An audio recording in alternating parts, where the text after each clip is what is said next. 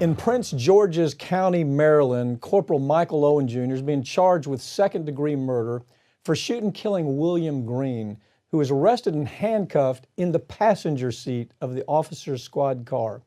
It turns out Corporal Owen was not wearing a body camera during the incident, and the same officer had actually eluded a murder charge back in 2011 for killing another man. Former D.C. Metro Police Officer Ronald Hampton is here to walk us through this. Ronald, we've seen the media swarming with stories about police accountability. Corporal Owen wasn't wearing a body camera at the time, and he shot and killed this handcuffed detainee. Does this incident speak to the failure of the police department? And I got to tell you something. Let me preface it by saying this. As I read this story, I thought back to a wonderful movie. It's called Serpico. And it was when there was corruption within the police department, with the detective department, and people were being shot left and right because they wanted to be kept quiet. Has that issue surfaced here? Well, I think it's a known fact that Prince George's County Police Department has been having problems for some time now. They've been under federal investigation. The Justice Department has been in there.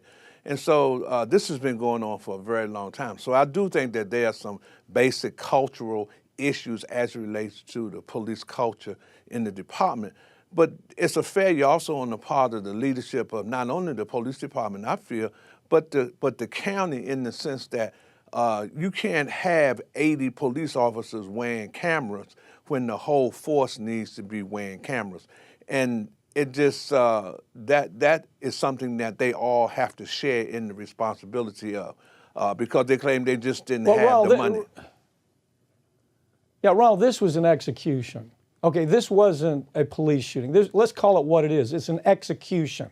Oh, no, I agree. The man is sitting inside the police car with his hands behind him. And it just leads me to so many stories we've seen around the country where you have a police department that's somehow involved with either drug trafficking or some type of illegal activity.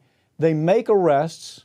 They end up taking that person out in arrest because they find out that they're somehow connected to an issue that might uncover that.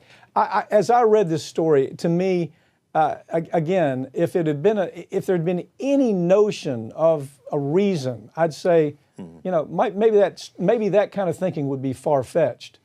But this is an execution. Yeah. Oh, no, I agree. What's your take? Oh, no, I agree. I happened to be in a meeting the day after the shooting with a retired former captain from the Prince George's County Police Department, who also happens to be Hispanic and the president of the National Hispanic Police Officers Association.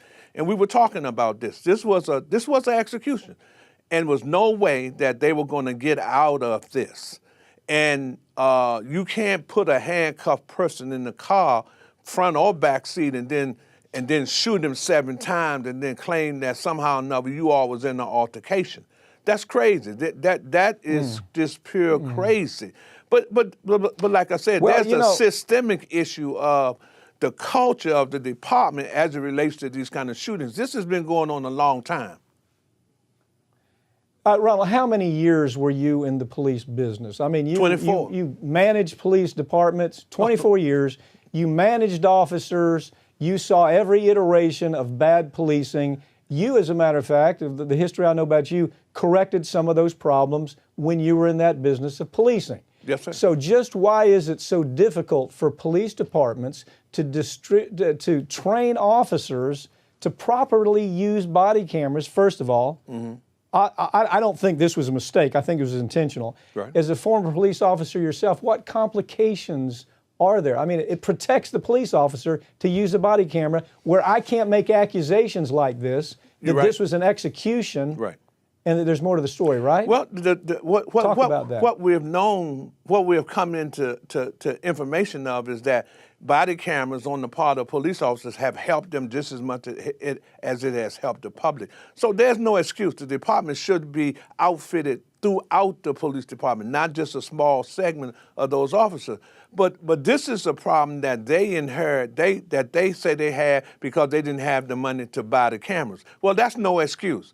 And anytime you have that problem, then you're going to also have the problem that this officer is facing and that the police department is facing. It's not just the officer, it's the police department. But there's a systemic cultural problem in policing that is also part of the training. See, I don't believe you can retrain people who you train to do something wrong in the first place.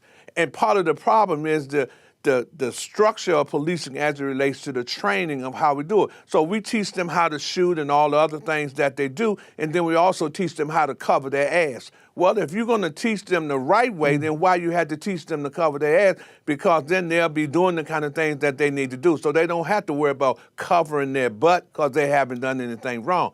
But that's a systemic problem that's found, the foundation of it is in the training and the culture of policing. And it's not just PG County, that's across the country. Yeah, Ronald, you were in this business a long time. You trained a lot of police officers. You found a lot of corruption in the process of training. I want to follow this story with you. I want to see if I'm right or wrong. Okay. This was an execution, and the story goes a lot deeper than that. Ronald, thank you for joining me, okay? All right, thank you. Every year, 1 million hernia surgeries are performed in the United States. Unfortunately, some mesh implants that are used in these surgeries have caused complications, including infection and organ damage that led to surgeries to correct those problems. If this has happened to you, learn more about the hernia mesh lawsuit by going online to hernia.law or call us for a free consultation about your legal rights.